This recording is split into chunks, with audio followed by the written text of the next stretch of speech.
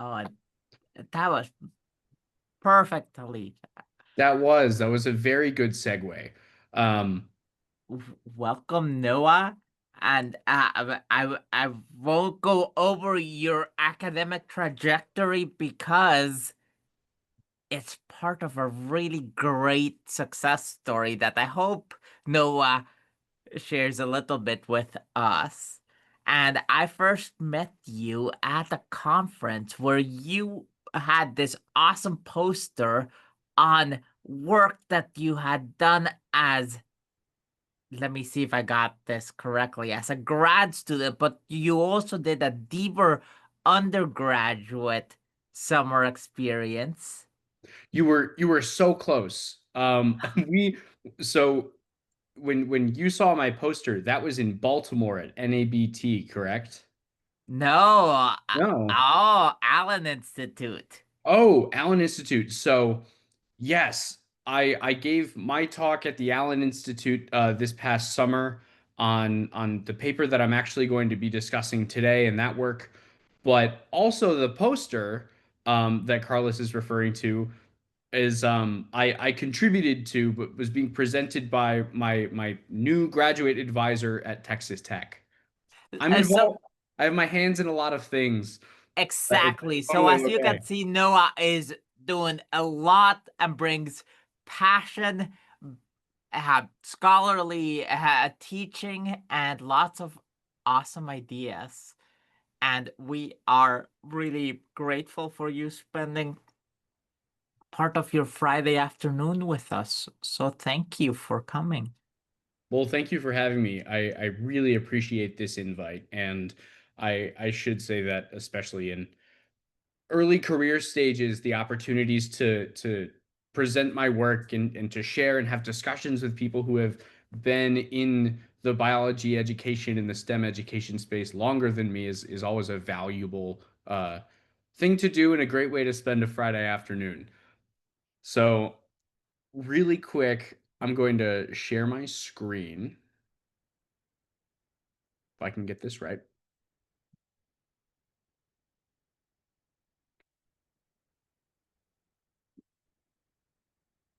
Cool. And I should say that I don't while I'm sharing, I'm not able to see the chat. So if there are any questions in the chat or any questions as I go through some of the material that I'm presenting, um, feel free to either stop me if I say something that doesn't make sense because that happens sometimes, or drop your questions in the chat. And if someone could let me know, maybe Carlos could let me know, hey, there's a question in the chat for you. Um, that'd be great. So, little introduction. As Dr. Galler had said, my name is Noah Courtney. I'm currently a first year graduate student, a PhD student at Texas Tech University. And I'm really excited to be here and getting to share some work that I completed as an undergraduate student in the Smith Lab at Cornell University. So I want to start with a little more interactive activity for all of us. Um, I'd love you if you could share your connection to community colleges or community college students in the chat, or share it out loud if you prefer. Um, and this doesn't just have to be if you attended or you teach at a community college. This could also be that you've taught transfer students. I see that I figured out how to get the chat working, so I can now see the chat. Um, so we have, okay, someone said they taught many community college transfer students. About a third of our students started at community college. Um, Dave was a student at a community college, and it looks like we have a whole bunch of connections in different ways to community colleges, right?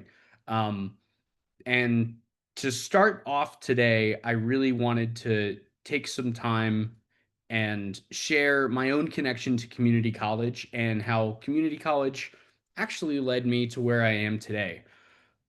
So, story time. Um, So I graduated high school in 2015 and attempted college. I was not a science student. And after about a year and a half, I promptly failed out of college. I was not a very good student, and I really had a passion for service and ended up enlisting in the U.S. Coast Guard. So I spent 4.5 years as an enlisted member in the U.S. Coast Guard, and unexpectedly, was medically retired and found myself out of a job right at the height of a COVID lockdown in the summer of 2020. And shortly after, I decided I'm going to go back to college. I'm going to try this again. So I moved back to my hometown and enrolled at Harford Community College in Harford County, Maryland. And if you see my background here, my Zoom background is actually the library at Harford Community College today. And while I was at Harford Community College, I had a really great group of professors, including Professor Jackie Madden, who was my first intro bio professor. And she looked at me and said, "You're asking all the right questions. You're thinking like a researcher. Did you know that Harvard, do you know that research experiences can lead to a career in research?" And I said, "No." And she said, "All right, well, we can talk more about that." And through a lot of great mentorship. I was able to spend a semester at the University of Alaska Southeast in Sitka, Alaska, where I got my first research experience doing kelp forest ecology research and getting certified as a scientific diver. And all of this and all of my mentorship at Harvard led me to successfully transfer to Cornell University. And when I transferred to Cornell, I showed up thinking that I was going to do molecular biology research. I had a real interest in aging and cancer. But during my first semester, I started having experiences in the classroom as a student that got me really interested in what is good teaching, what is good learning, and how can we help students learn better in college biology courses. And I found the Smith Lab, run by Dr. Michelle Smith, and my mentor, who is in attendance today, now Dr. Dave Esparza. And at the time, Dave was a grad student and really introduced me to biology education research. He showed me how to read all the papers necessary and learn how to code and use quantitative methods, and enabled me to complete my own honors thesis, which turned into a conversation of, can I publish this? Is this publishable? And we agreed that it was. Um, so when Dave led me to the literature and showed me what I should be reading, I immediately dove into community college focused material and found a few interesting things.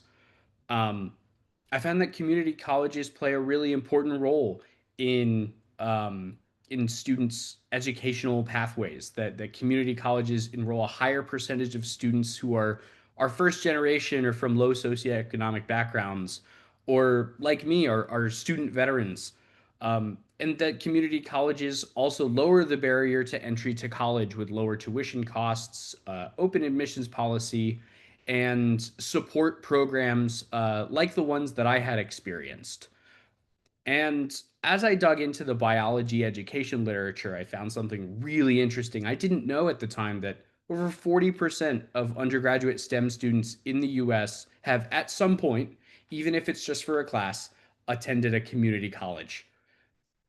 I also found that within the biology education research community and the common journals that we publish in biology education research, that less than 6% of the literature base was primarily focused on these students. And when I saw these two numbers next to each other, I thought, well, that's what I'm going to do with my career. That sounds like a really cool thing to study. And I started asking questions about how can we best serve this population of students. So, as I had mentioned before, I was really interested in how students are learning.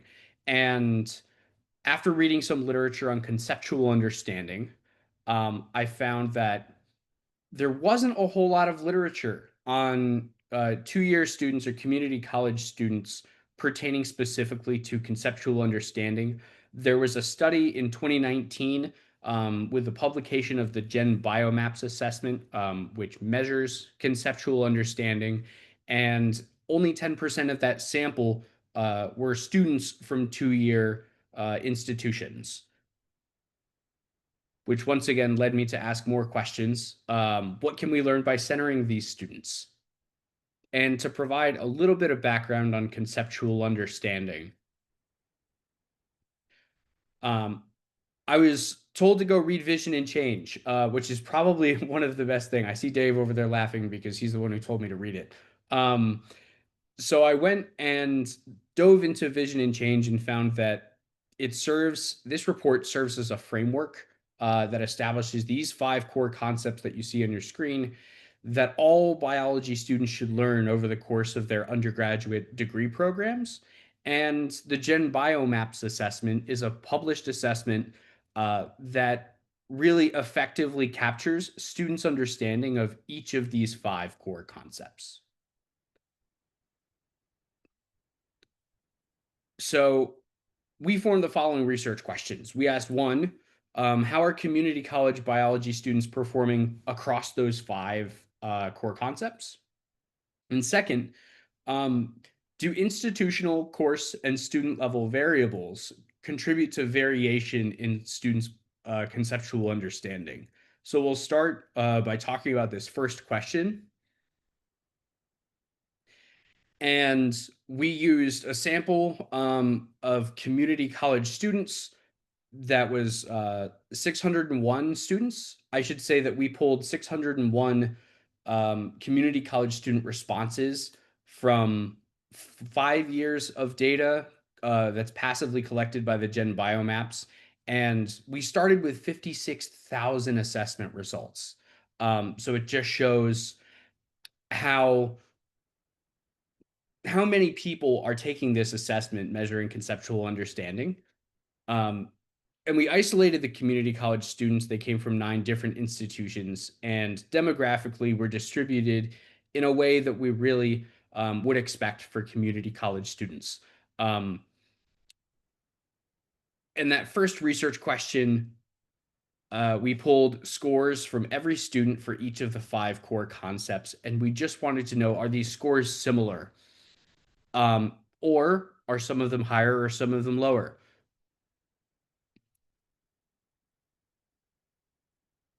So before I show our findings, you can see on the right, we have this key.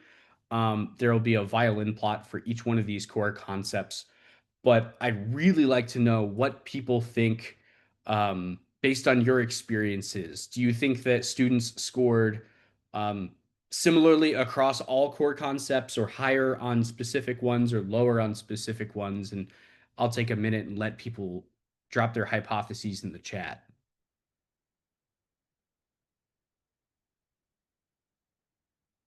I also just saw Dave's comment. Yes, I did look into. See, it's good to have your mentor in conversations like these because they can share all the funny things about you.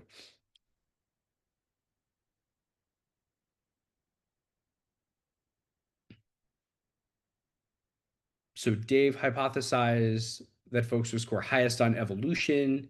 We have lower on energy and matter, higher on structure and function, energy and matter. Okay, so we have some conflict maybe based on our experiences or based on our observations in the classroom.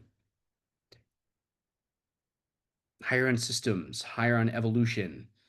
So lots of different ideas, right? And I think that this small interactive piece of our conversation here really goes to show the importance of really careful, rigorous methods and going through and studying these things very intentionally and very carefully over time.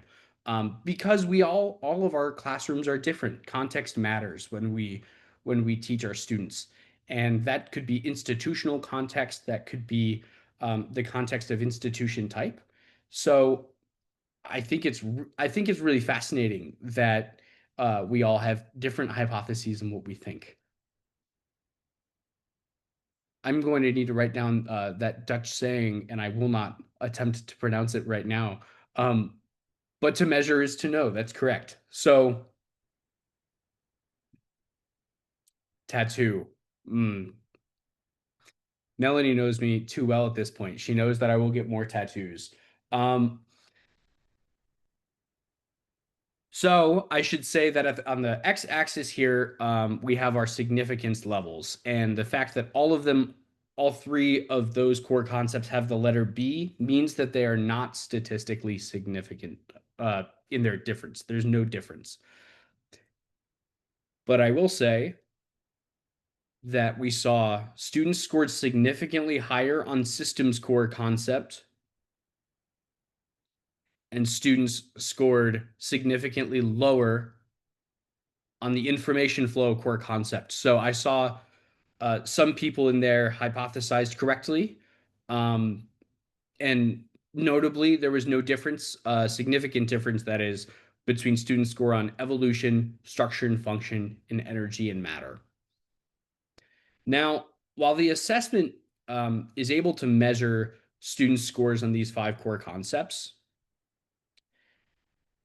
I was able to break down these core concept scores based on three large biology subtopics: cellular molecular biology, physiology, and ecology and evolution. So within each of these five core concepts, there were items that focused on each of these three subtopics. So we're about to see the same type of violin plots, but broken down per each of the five core concepts. And I should note that if my slide will advance, awesome. So within the information flow scores and the system scores, these are the core concepts where students scored significantly higher or significantly lower. We see this very clear trend of students scoring lower on cellular and molecular topic items and higher on items that were situated within that ecology and evolution topic. And generally, that held across most of the core concepts. We see multiple instances of students struggling with items in the cellular and molecular topic. And we also see multiple instances of students excelling on items within different core concepts that are all situated within the ecology and evolution subtopic. And I know that earlier our interactive uh, icebreaker, if I could call it that, um, people had started to mention cell and molecular content as maybe that's where students' misconceptions are. And you would be correct. So we pulled the five items from the Gen Biomaps assessment that students scored the lowest on. And we saw generally the trends of central dogma, gene expression, and protein synthesis. And this really highlights that result where students are scoring lower on items that are situated within those cellular and molecular topics. Um, and you'll notice in the core concept column that of the five lowest scoring items, four of them fall within that information flow core concept, are measuring students' understanding of information flow. I wanted to highlight a colleague and previous mentor of mine, Crystal Uminski. She recently published this paper in Jimby, and I got to work with their lab over the summer last year. Um, and at Rochester Institute of Technology, they do some really cool work on students' understanding about visual representations of DNA. And what Crystal found is that students often have misconceptions of both DNA, and I wrote mRNA, but I do believe that RNA in general falls into this category as well. And I wanted to highlight this quote that I pulled from Crystal's recent publication, um, and saying a student who said that DNA is double stranded, and that's excellent, especially for an introductory level student. But also says that it has two RNA strands, which is immediately, whereas instructors, we have to step back and go, all right, where is this misconception coming from? Um, and notably at the end of this quote, where this student says, it's just a bunch of nucleotides that are attached to each other. I think that while this student isn't wrong, I think it's more complex than that. Um, so this study and other studies that are coming out of the Dr. Newman and Dr. Wright lab up at RIT really highlight how some of these results are manifesting in the classroom. And for our second research question, we were interested in institutional course and student level variables that contributed to conceptual to variation in conceptual understanding. And we used backwards selection and multi-level modeling to do this. What I really want to highlight is what we found, but I'd be happy to answer questions about the methods if people are curious. Um, so using backward selection, we created a model that was the most optimal, and that just means the best model to explain the variance in our data. And when we came up with that most optimal model, we found that model retained multiple demographic groups as predictors of conceptual understanding, and there was also nestedness. So that means there was significant variation at the institution, instructor, and class level that we controlled for. And what we found is that uh, within three groups of students, there were significant differences in conceptual understanding. We found first that students who identified as men scored higher than those identifying as non men. We also found that there were differences between minoritized and non minoritized students by race. And we also found that life science majors or students who indicated that they were a life science major at the time of the assessment scored higher than those who were not.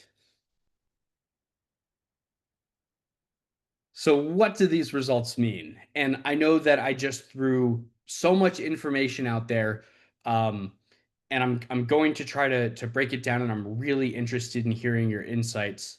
But to give a brief overview,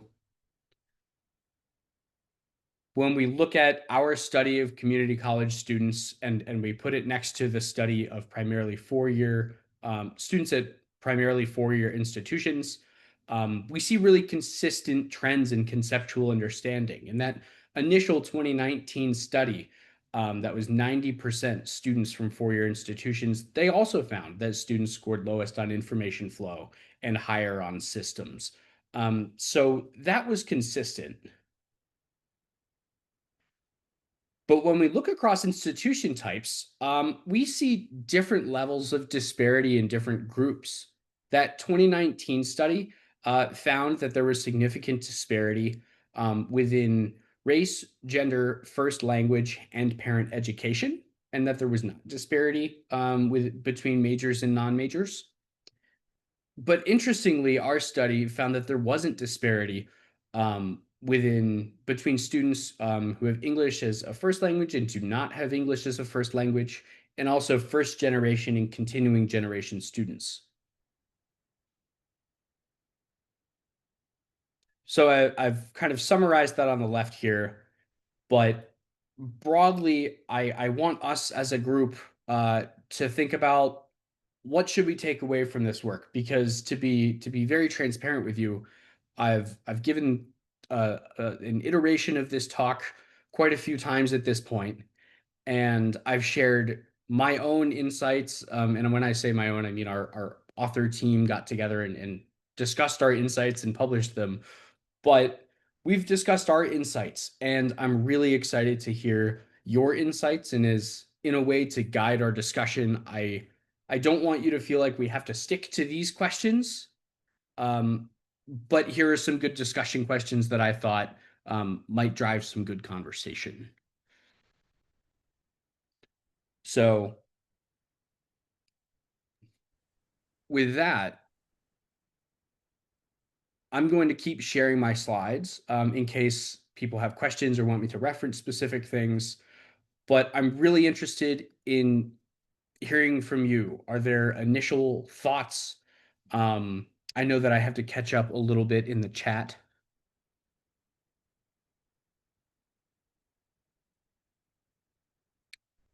And I did see someone mention, Carlos mentioned that Crystal Uminski is now in Maryland. She is at Towson University, which is right down the road from the community college that I attended. Um, so I found it interesting that she went close to where I grew up.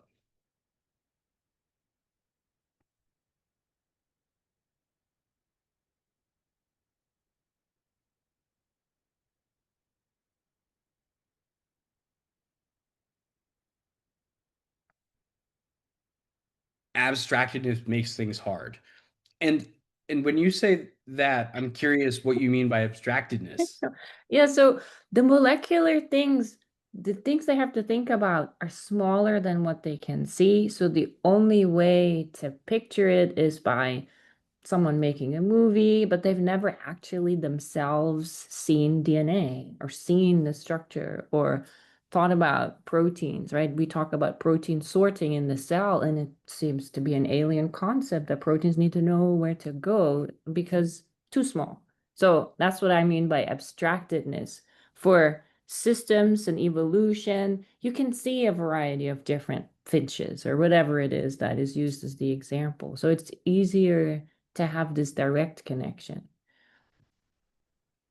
I absolutely agree with that. And there, I'll throw out a recommendation for another study that came out of that lab up at RIT, where they established uh, a framework called the DNA landscape, where um, the researchers up there went through and categorized and figured out how are we representing DNA visually in textbooks. Mhm. And they essentially came up with 9 different ways on a scale of most to least abstract, and then also on another scale of big to small.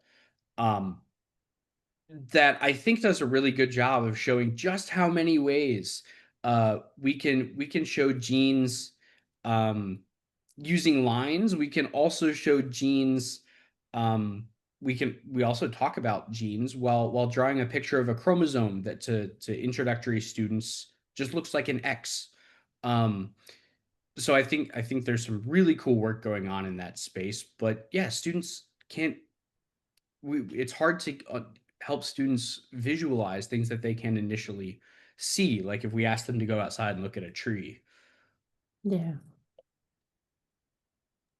And then Talita, it's really cool that you brought that up because so Crystal at some point had published, I think last year, no, earlier this year actually, had published a study about students' visual literacy skills and how that can be used to reveal students' conceptions or misconceptions about chromosome structure. And so they were able to find that like students generally use the right vocabulary, but once it comes to actually trying to draw this out and visualize it, that's where you start seeing some misconceptions pop up.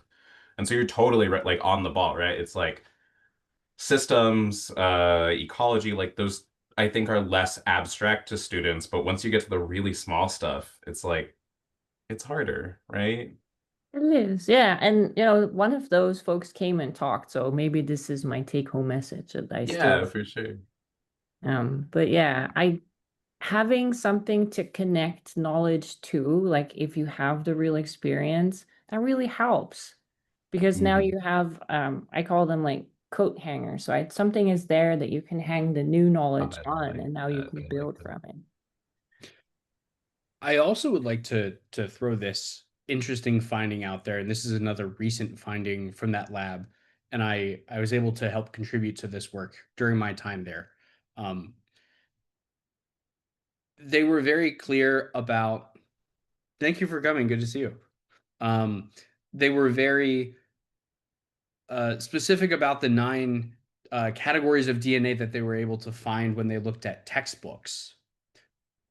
But when they did a follow-up exam and they looked at exams, or I'm sorry, they did a follow-up study, and they looked at undergraduate biology exams. They wanted to see how are instructors putting visual representations of DNA into assessments? How are we measuring students' understanding of visual representations of DNA?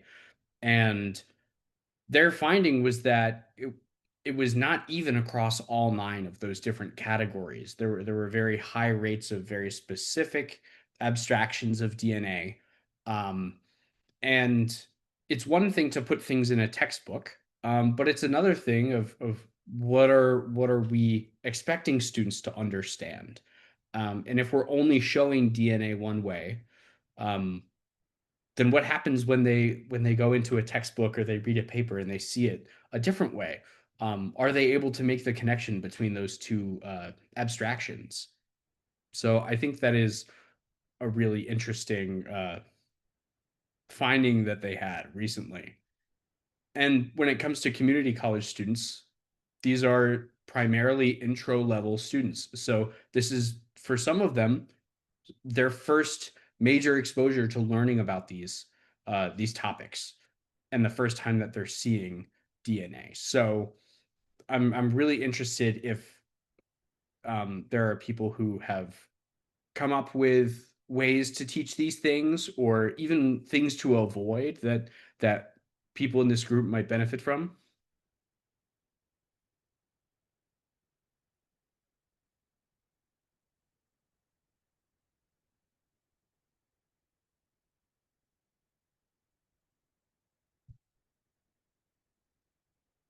I'm actually just trying to get people to give me tips as a grad student who's soon to be an instructor. That's the thing. Uh, at this Dina's group and the others have done with sketching things out sometimes is helpful, and I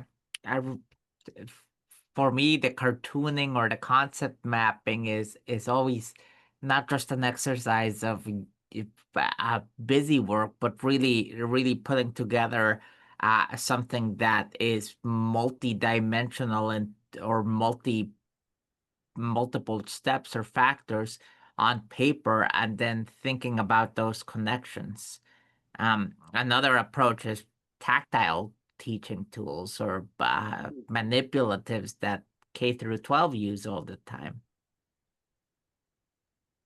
Yeah, I'm going to second Carlos. Carlos stole that one from me, right? So, really interested in like, especially for my students. I'm always trying to bring in some type of model. So, for like we're talking about molecules, we'll bring in, ball and stick models or isomers or things that they can pick up and that they can touch. And so I was working with a group through Cubes, this biomolecular group, Suchi Duda, and thinking about how to create models. Like, for instance, one thing that I think is very difficult for my students to understand is that DNA actually has a shape, right? A conformation based on the nucleotide sequence.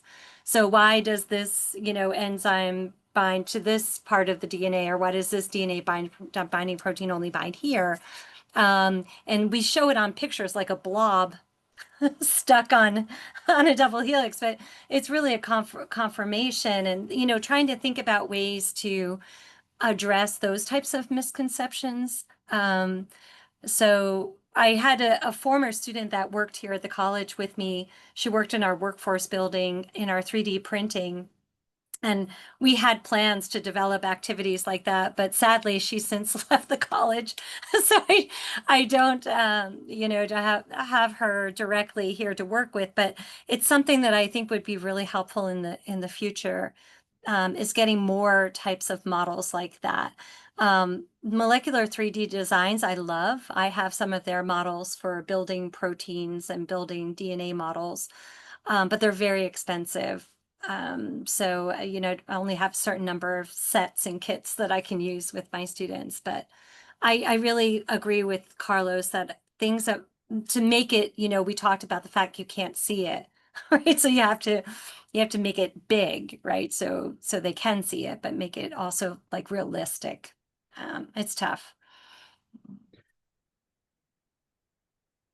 Jessica just put into the chat. I taught an intro bio class at a community college, and one of the things we did was a puzzle-like DNA activity. And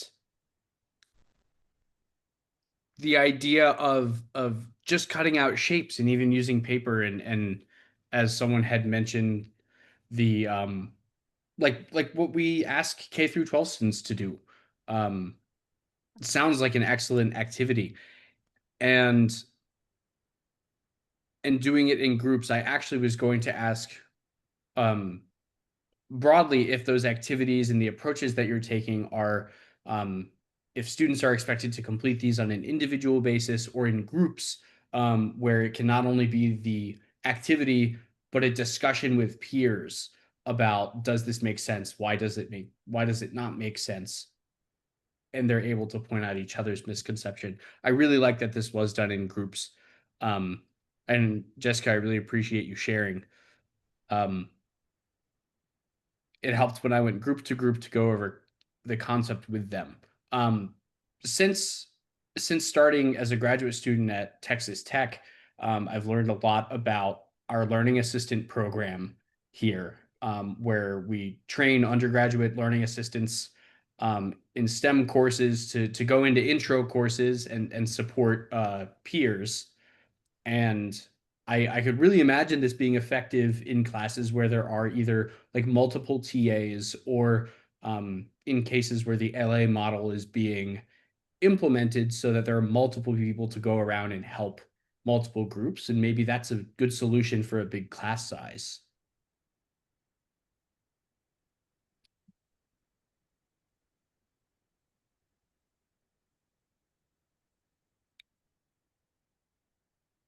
Yeah, I use team-based learning. I think there's a lot of peer-to-peer learning, especially at community college. Students come in at all different levels. So, just being in a team allows some students to explain certain concepts, and I think that's really helpful. I do the same thing for exams. So there are two-stage exams where students are in a team, and then they have an individual. I do think it helps a lot to have that collaboration. And you just said that you noticed community college students were coming in at different levels.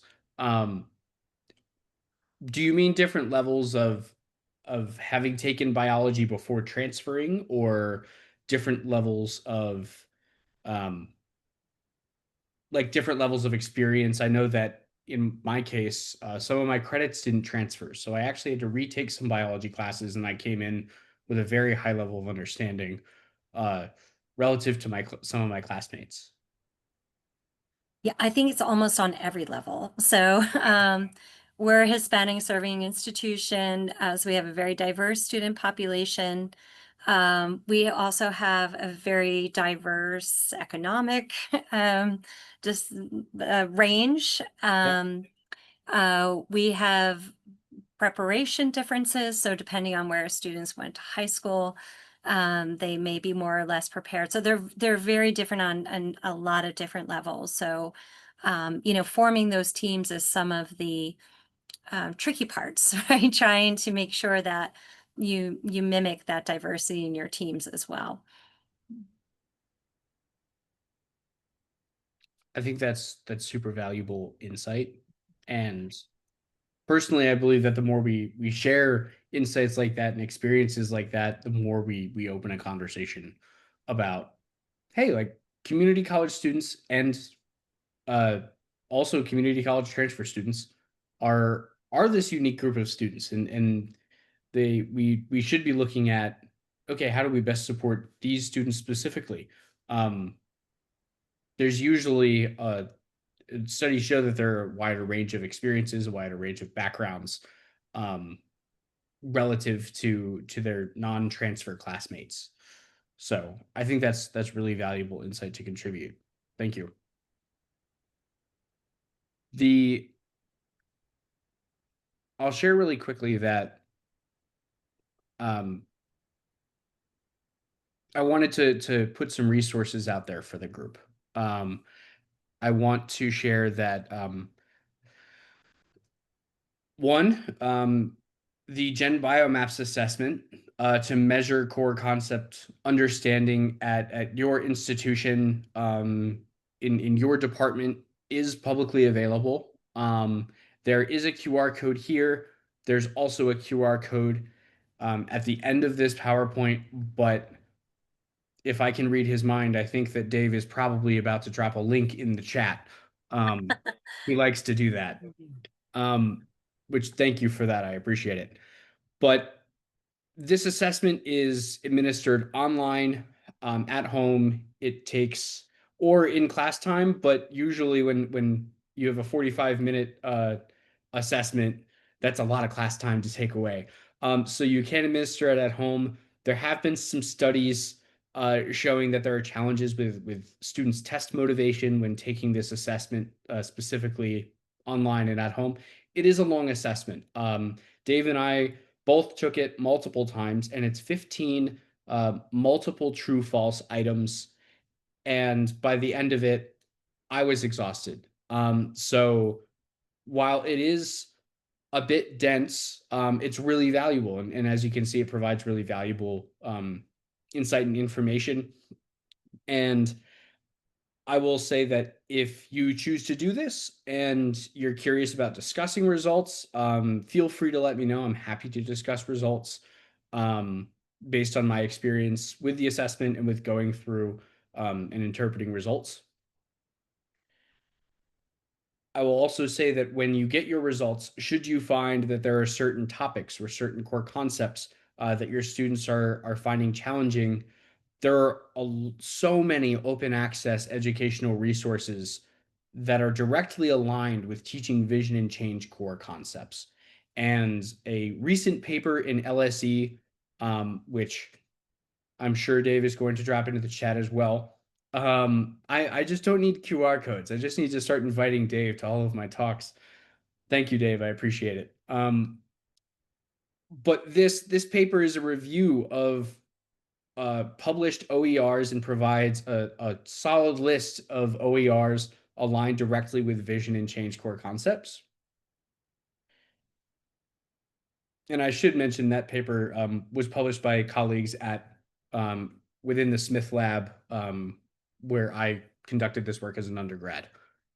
And lastly, if we take kind of a step to a broader level outside of the classroom or the curricula,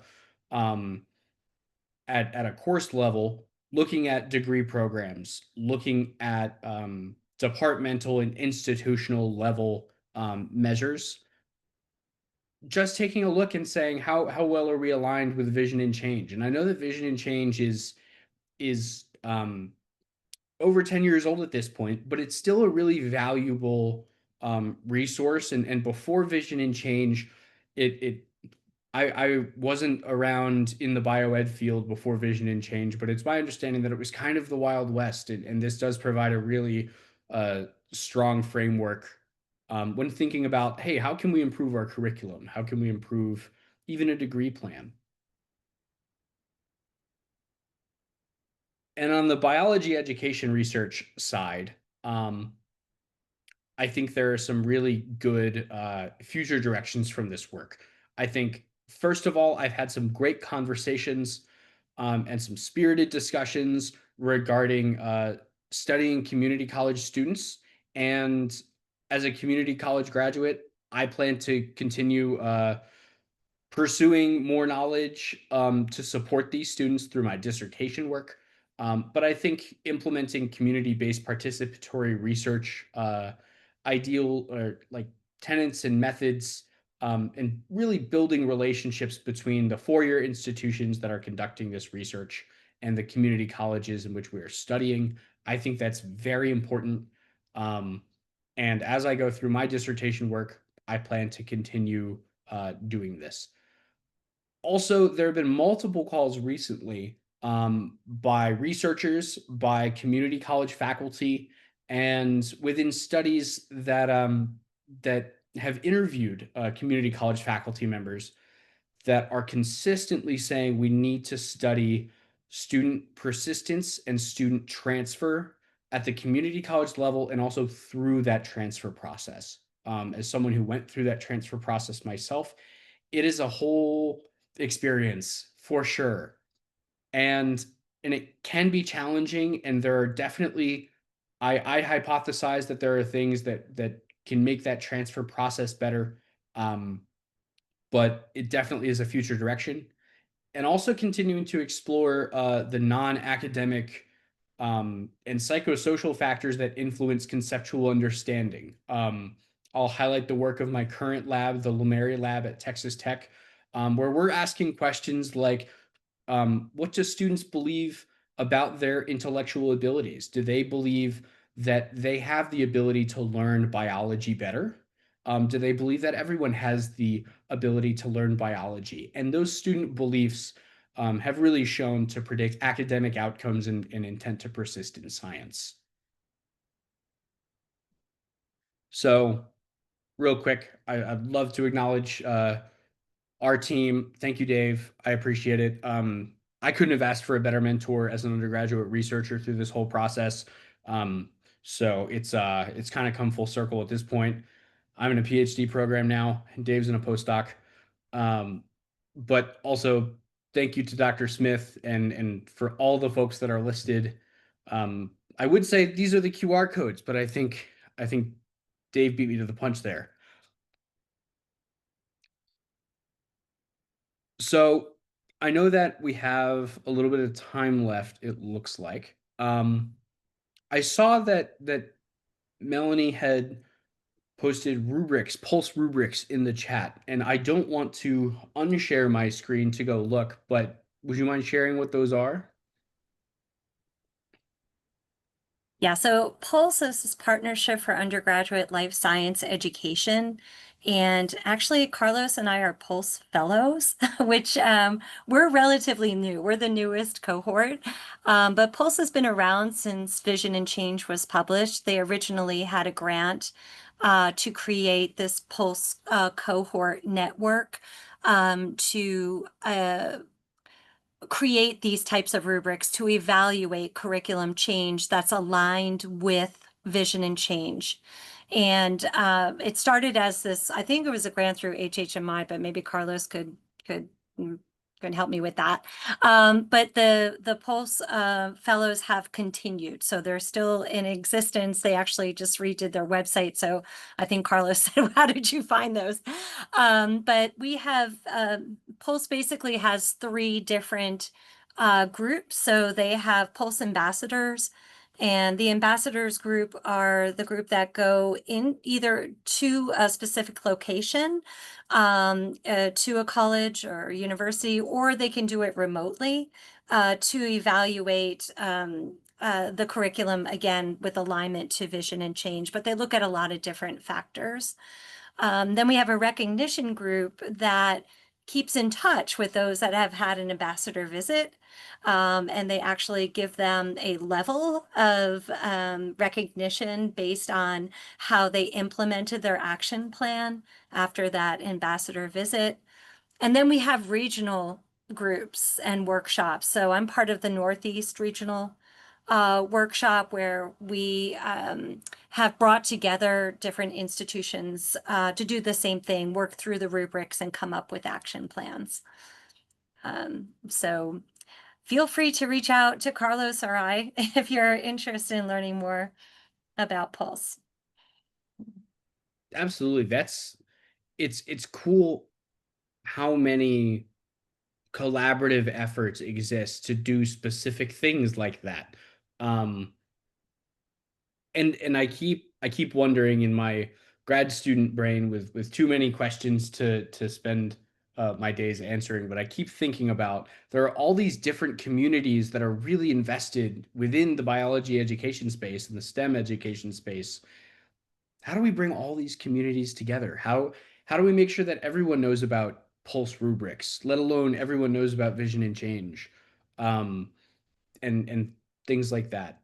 So maybe big thoughts, big pie in the sky thoughts as a graduate student, but that's really valuable, and I appreciate you sharing that. It's a great idea, Noah. We have to work together and Absolutely. Carlos.